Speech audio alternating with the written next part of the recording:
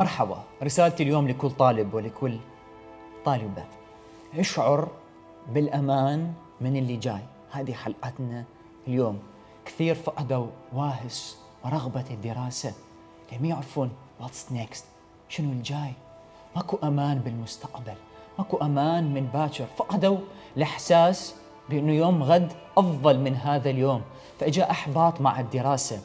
اليوم رسالتي لكل طالب وطالبة: إذا فاتك الوقت أرجوك كمل، ارجع كمل اقرأ.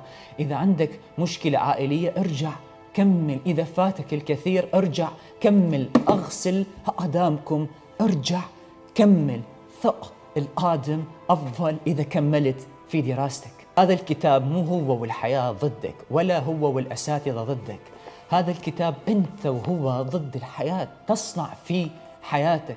اشعر من تقرأ في الكتاب أنه أنت مهم، اشعر أنه أنت جميل، اشعر أنه أنت إنسان إلك إنجاز، أنه